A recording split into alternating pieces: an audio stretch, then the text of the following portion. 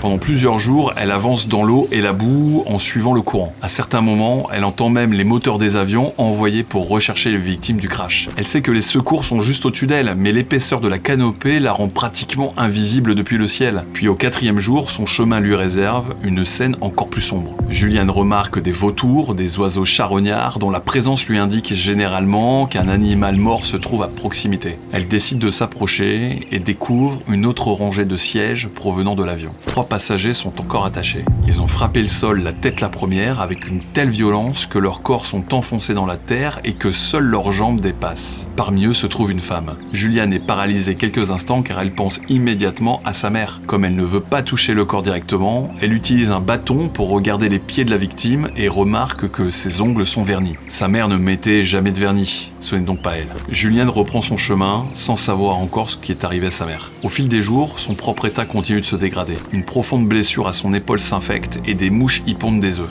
Des larves commencent alors à se développer directement dans la plaie. Lorsqu'elle trouvera finalement un abri appartenant à des travailleurs forestiers, elle utilisera de l'essence trouvée sur place pour nettoyer sa blessure et parviendra à retirer elle-même une trentaine de larves.